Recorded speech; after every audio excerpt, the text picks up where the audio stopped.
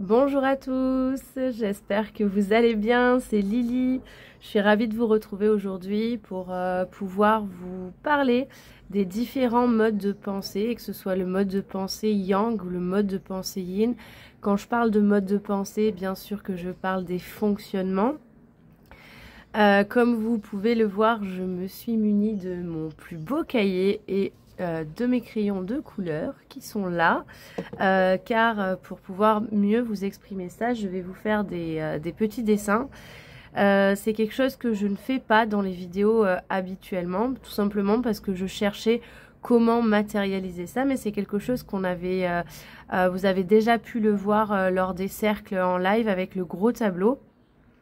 Ou avec l'ardoise, et c'est quelque chose que vous avez pu peut-être voir en séance, puisque c'est déjà arrivé régulièrement en séance, que soit je vous envoie des photos de schémas, soit alors on passe en visio pour que justement je puisse vous faire un petit dessin pour que vous puissiez visualiser les choses. Donc j'ai réussi à trouver un système qui me permet, parce que je ne suis pas créatrice de contenu, hein, je vous le rappelle, mon métier c'est coach thérapeute. Donc j'ai réussi à trouver un système qui pourra peut-être permettre de faire ça régulièrement et surtout qui ne me prenne pas beaucoup de temps.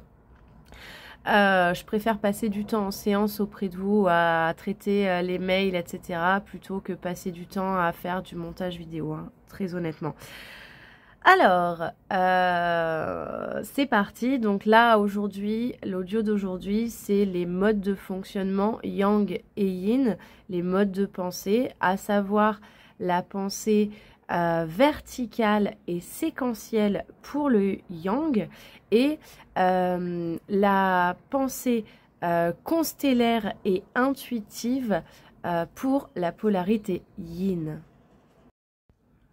Voilà, donc on va commencer par la polarité Yang. La polarité Yang, c'est la partie verticale et séquentielle. La pensée, excusez-moi, verticale et séquentielle. Qu'est-ce que ça veut dire? Le Yang, dans son fonctionnement, la polarité Yang, c'est une polarité qui est extrêmement verticale. C'est-à-dire qu'elle part d'un point A, on va prendre l'alphabet, elle va du point A au point Z, en passant par toutes les lettres de l'alphabet. Son système relationnel, je vous avais parlé du building, est vertical. Elle a un système relationnel qui est très vertical aussi. Donc là, le Yang, vous imaginez que dans son esprit, nous avons des lignes verticales de cette façon. Alors, je pense qu'il y en a assez, mais on pourrait vraiment les étaler encore, d'accord? Vous allez avoir toutes les petites pensées qui vont être des petites croix, comme ça.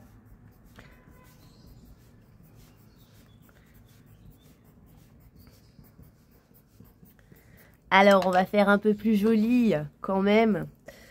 Hop. Bon, ça reste sur du rose, hein, du coup. Bon, c'est vrai que j'aime énormément le rose et le violet. Mais je les ai choisis au hasard, là, les crayons. Voilà, nous allons mettre autre chose. Hop, voilà. Il faut vraiment que vous imaginiez que c'est sur la pensée en soi, ça reste quand même quelque chose d'assez infini. Hein. D'inquantifiable aussi, un petit peu comme l'univers. Vous allez voir qu'il y a un petit quelque chose avec l'univers et le côté infini justement de l'univers et l'univers en expansion. Vous allez mieux le comprendre avec la polarité Yin. Donc vous imaginez que ces pensées sont des petites étoiles et nous avons donc le Yang en fait qui va structurer sa pensée de manière verticale. Et donc il va aller d'un point A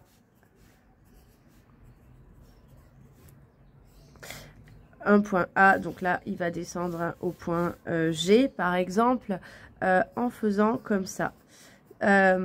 Séquentiel du coup, parce que ce sont des séquences différentes.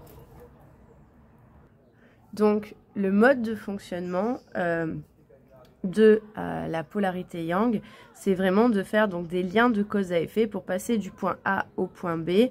Il y a un cheminement à faire, il y a des liens de cause à effet qui vont amener toute la pensée à se dérouler de manière verticale. les séquences, elles sont là. L'ennui, c'est que le yang, là-dedans, donc il y a un point ultra positif dans cette pensée, c'est qu'on a les liens de cause à effet. Il y a cette dimension très pragmatique et c'est une pensée qui est extrêmement bien structurée. Il y a aussi des effets négatifs, on va dire des failles dans ce système de pensée. C'est les choses que nous allons travailler en séance. C'est que ces pensées-là, ces séquences sont très enfermées. Lorsqu'un yang est dans une séquence, il va avoir cet effet un petit peu obtus. On va imaginer que ces murs séquentiels, vous savez que les yang créent des murs, hein. On les retrouve ici aussi, les murs. Les murs là, séquentiels, du coup, sont comme des visières, comme des œillères. Ça amène une pensée très obtuse.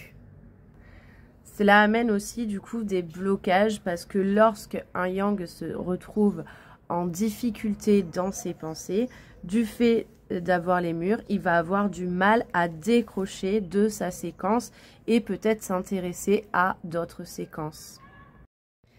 L'autre difficulté aussi pour un yang, c'est que les points, il va les traiter comme des données. Lorsqu'il y a une donnée manquante, il va essayer de la trouver, il va essayer de résoudre le problème et il va essayer de la trouver. Parfois, donc il va prendre par rapport à son expérience, mais parfois il peut se tromper. Et donc ça va le bloquer dans la résolution de sa pensée. Et donc il pourra avoir une pensée résolue qui est fausse ou erronée. Voilà. Enfin, ce qui va se passer aussi, c'est que dans les blocages, c'est que si un yang n'arrive pas à résoudre sa séquence, il va avoir une séquence en attente et donc tout son cheminement est rempli de séquences en attente. Plus il a de séquences en attente, plus il va se retrouver dans la difficulté. C'est donc ce mode de pensée et ces difficultés qui vont faire tout le schéma de préoccupation ou d'anxiété du yang, tout son schéma de contrôle, parce que justement dans sa façon de penser, il y a toutes ces séquences à résoudre. Alors, en travail, on va amener beaucoup plus d'apaisement chez une polarité yang, en apprenant déjà par exemple à lâcher prise lorsqu'une séquence est bloquante et à peut-être s'intéresser à d'autres séquences, à passer sur une autre séquence. C'est quelque chose d'extrêmement difficile pour les polarités yang au début, mais au final, le travail se fait. Ce qui est intéressant, c'est qu'en passant sur d'autres séquences, la descente logique, ça, un yang sait faire, c'est son domaine de compétence. Un yang va se rendre compte que très souvent, c'est exactement le même modèle de pensée qu'il duplique. Donc ça lui amène aussi une facilité pour ses difficultés. Lorsqu'il arrive à résoudre une séquence peut-être un petit peu plus simple ailleurs, il peut revenir sur sa séquence non résolue pour la retenter avec ce qu'il a appris dans la seconde séquence. Donc ça, c'est une première partie de travail. Il y a aussi une autre partie du travail qui va consister à créer... Alors, je n'ai pas de gomme, bien sûr. Donc, on va imaginer que j'ai gommé à des endroits. Dans un premier temps, on va créer, donc, en premier, ça se fait phase par phase. En premier, on va dire qu'on crée des fenêtres entre les cloisons pour que le yang puisse ouvrir ses œillères et voir aussi qu'il y a toute une multitude de pensées. Ensuite, ça va être des portes qui vont s'ouvrir, ce qui va faire que le yang va pouvoir se déplacer plus facilement entre ces séquences de pensée et ouvrir, élargir sa pensée. Et un yang qui a travaillé, qui va au bout de son individuation, va apprendre à décloisonner ces modes de pensée. Donc juste à côté là, je vais vous dessiner le mode de pensée yang une fois qu'il est individué. Voilà, donc de ce côté-ci, je vous ai mis le système de pensée d'une polarité yang qui s'est individuée, qui a réussi à décloisonner. Donc pour qu'elle réussisse à décloisonner, vous avez compris que ça passe quand même par un certain travail et ça se fait phase après phase. Cela passe aussi par l'effondrement de son système vertical. Alors certains l'appellent le système pyramidal, moi j'appelle ça son système vertical, son building relationnel, parce qu'il est construit exactement sur le même modèle. Et donc en fait nous avons quand même toujours quelque chose qui va être vertical, mais pas de la même façon. Donc vertical dans le sens résolution d'équation, c'est-à-dire qu'on a un yang qui va peut-être passer par là, qui va descendre et faire sa suite logique, mais qui va être beaucoup plus mobile dans ses pensées, vous voyez, beaucoup plus ouvert, avec une pensée beaucoup plus expansée, qui va voir aussi qu'il y a d'autres pensées qui viennent par moment. Pour autant, il va toujours continuer à faire ses résolutions. Il va accepter, je pense que vous l'avez vu, j'ai rajouté les points d'interrogation. Il va accepter que dans ces séquences, il y ait des points d'interrogation et il va pouvoir quand même continuer à faire ces séquences en acceptant que les points d'interrogation, les données qu'il n'a pas font partie du jeu.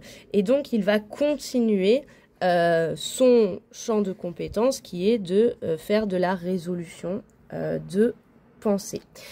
Ce qu'il faut savoir, c'est qu'un yang, au moment où il arrive là-dedans, une fois qu'il a bien réalisé, bien qu'il a bien réussi, qu'il est passé par les fenêtres, par les portes, qu'il a commencé à décloisonner, au moment où il arrive là-dedans, au moment où tout s'effondre, il y a une période d'extrême confusion, parce que ça, de base, ce n'était pas du tout son schéma. Et au moment où il commence à avoir ça, c'est un petit peu compliqué parce que c'est quelque chose de tout nouveau. Et puis c'est là où il réutilise quand même ses forces pour pouvoir y arriver. On a un yang qui est beaucoup moins obtus, qui est beaucoup plus doux, qui est beaucoup moins dans le contrôle, tout simplement parce qu'il accepte ses points d'interrogation.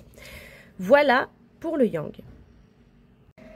Nous allons donc passer maintenant à la pensée yin. Oh, que c'est joli, quel bel effet. Je fais des petites folies pour vous. Trêve de plaisanterie, la pensée yin, donc, qui est constellaire et intuitive. Allez, je vous explique tout ça. Il y a tout l'univers dans la pensée d'une polarité yin. J'aime bien penser cela. C'est pour ça d'ailleurs que selon moi la pensée yin est constellaire. Un yin, on pourrait le résumer à je pense trop ou je capte trop, j'ai trop de pensées. Il n'y a pas de structure là-dedans, c'est complètement donc infini et expansé, contrairement à la pensée yang où tout à l'heure il y avait des séquences. Là on voit bien qu'il n'y a aucune séquence. On voit que les pensées sont différentes. Alors, j'ai rajouté, vous voyez, je pense, les pensées en forme de cœur, parce qu'il y a aussi des formes pensées. On aurait pu en faire plusieurs îlots différents, où en fait, il y a une forme de structure, mais elle va être peut-être métaphorique, ou avec des formes, avec des couleurs, avec des odeurs, avec des explications. C'est ce que j'appelle... c'est ce qu'on appelle les formes pensées. Voilà, j'ai essayé de vous le retranscrire en dessin. Vous voyez aussi les trous noirs. Ce sont vraiment des zones d'ombre très très peur. Donc les trous noirs un petit peu comme dans l'univers, hein, vraiment, qui peuvent absorber toute la matière autour. Pourquoi est-ce que la polarité yin a ce fonctionnement de pensée? Tout simplement, c'est du fait de la dissociation, ce qui lui permet d'avoir cet aspect borne Wi-Fi et de capter beaucoup de choses. Il y a aussi la dimension émotionnelle, c'est-à-dire que la polarité yin étant submergée émotionnellement, dès qu'elle se sent submergée émotionnellement, donc justement, elle se dissocie.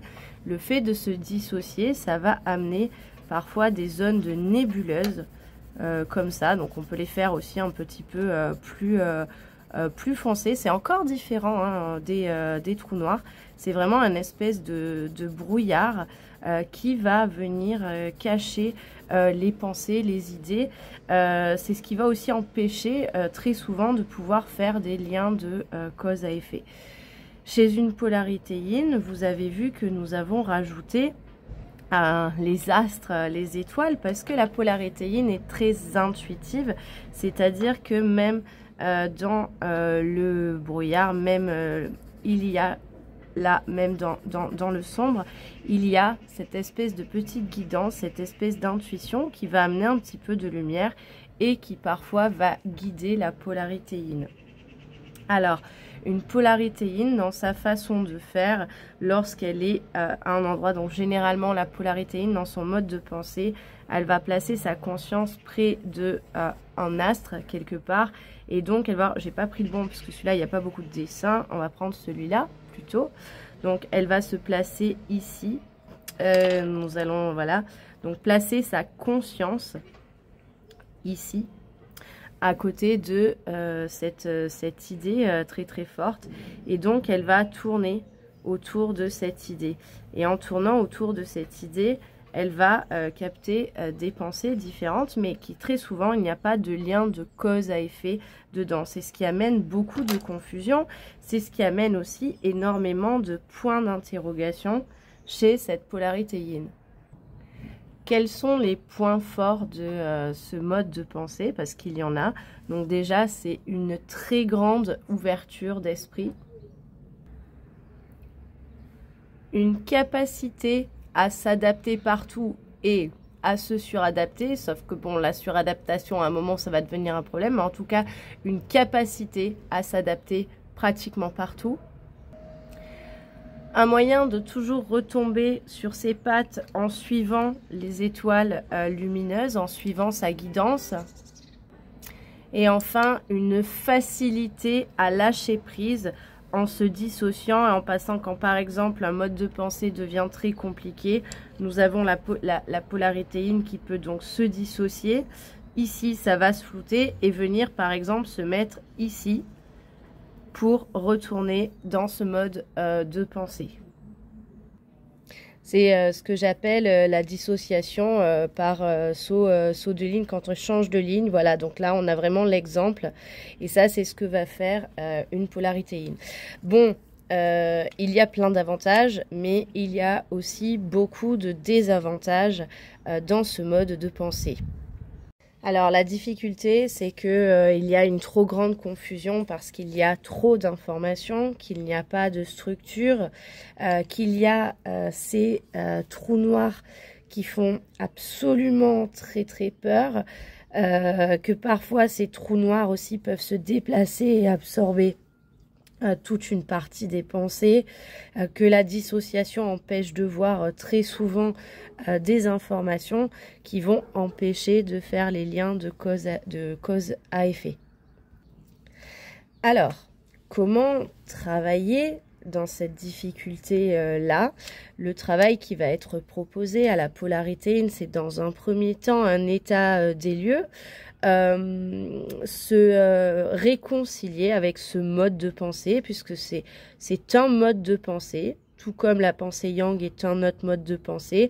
Donc se réconcilier complètement avec ce mode de pensée, en faire le tour. En séance, ce que je fais, c'est que je suis la polarité yin en fonction de où est-ce qu'elle m'emmène, ce qui me permet de faire un petit peu une carte de son univers, d'observer les trous noirs, d'observer les formes pensées, d'observer les astres, les points de guidance et d'observer aussi les zones nébuleuses par rapport à la dissociation. Et ce que nous allons faire, c'est que donc bien évidemment il y a tout le travail émotionnel puisque la pensée yin est complètement dans cet état aussi et c'est directement lié au mode émotionnel et à la submersion émotionnelle. On voit bien, tout comme le yang tout à l'heure avec ses séquences faisait ses murs et avait sa répression, chez le yin on voit bien la submersion émotionnelle, la submersion de pensée et donc la dissociation. Donc ce que l'on va faire en séance, grosso modo, c'est qu'on va s'approcher de la zone dans laquelle la polarité yin est à l'instant. Donc imaginons que ce soit celle-ci. Donc nous allons commencer à nous occuper par prendre ce point-là. Le but du travail, c'est d'identifier un point A quelque part, mais en soi, un point, quoi qu'il arrive, puisque là, nous allons vraiment travailler comme un yin. Donc, nous allons prendre un point de départ. Et de ce point de départ, en fonction des informations qu'il va me donner, on va essayer d'ouvrir cette boucle et d'élargir le champ en apprivoisant chaque pensée. Donc, on va plutôt travailler là où avec un yang, on travaillait en descente. Là, avec un yin, on va travailler de cette façon. Donc, vous imaginez, là, à cet endroit-là, il n'y en avait pas beaucoup. Donc, on va élargir de cette façon. On va élargir vraiment en soleil et on va intégrer, puisque de toute façon, la polarité yin travaille en boucle. Si la polarité yin se dissocie, imaginons ce qui arrive très souvent en cours de suivi, se dissocie. Imaginons voilà, que par exemple, là, ici, il y a une pensée dans une zone de nébuleuse à cause d'une dissociation. Nous allons entamer ce travail-là. Et là, c'est trop dur. La polarité yin va se dissocier. Et nous allons passer, par exemple, ici. La polarité yin va venir ici. Donc, je vais la suivre aussi. Parfois, je peux essayer un petit peu de ramener là. Si c'est faisable, on revient. Si c'est pas faisable, nous allons suivre et nous allons rester ici. Et donc, la polarité yin va faire aussi son travail de la même façon. Il va structurer sa pensée comme ça. Imaginons que dès qu'elle est prête, ou alors là, elle a fini pour l'instant, dès qu'elle est prête, elle va revenir ici. Et peut-être qu'elle va commencer un petit peu à effacer de sa nébuleuse. Dès qu'il y a quelque chose dans la nébuleuse qui revient comme ça, qui refait surface, on peut traiter la donnée. Et à ce moment-là, la polarité yin peut continuer sa résolution de pensée. Elle va donc travailler en zone, cette polarité yin. Elle va apprendre à structurer sa pensée. Elle va apprendre aussi à petit, voire accepter ces trous noirs. Et elle va aussi accepter que parfois des pensées vont partir dans les trous noirs. Généralement, ce sont toutes les pensées amenées par le faux self. À un moment, les trous noirs vont faire épuration de ces pensées. Une polarité yin qui s'est individuée, à quoi est-ce que ça ressemble? Alors, une polarité yin qui a travaillé et qui s'est individuée, elle n'a plus peur des trous noirs parce que les trous noirs, il y en a de moins en moins qui viennent absorber toutes les pensées. Elle garde son système puisque ça, c'est le bon système qui lui a permis de survivre. Elle va le garder, son système de guidance, mais elle va aussi donc faire les liens de cause à effet et elle va séquencer à sa façon, vous voyez, pas du tout comme une polarité yang, mais elle va séquencer à sa façon, de manière beaucoup plus, donc de manière expansée, de manière circulaire, hein, quelque part constellaire. Elle va nous créer des mini constellations, des mini systèmes solaires, exactement. Et donc elle va accepter d'intégrer tout ça. Elle aura dans le viseur, c'est plusieurs systèmes avec une pensée qui sera structurée à sa façon. Tout ce qui était trou noir et qui faisait très peur, elle va elle aussi les remplacer du coup par des points d'interrogation. Elle va accepter aussi qu'il y ait des points d'interrogation, tout simplement parce qu'elle va comprendre que ces trous noirs sont aussi des points d'interrogation et que c'est une zone pour l'instant qui n'est pas encore investie. Et donc la polarité yin qui a avancé dans son individuation, va investir petit à petit, zone après zone, son univers. Voilà, j'espère que cette vidéo vous aura appris pas mal de choses, que ces schémas tout simples vous auront aidé à visualiser ça. Et je vous rappelle que si mon approche vous parle, que vous soyez de polarité yang ou de polarité yin, eh bien n'hésitez pas à me contacter pour travailler avec moi. Je vous dis à très vite, bye bye, et n'hésitez pas à poser vos questions. Au revoir.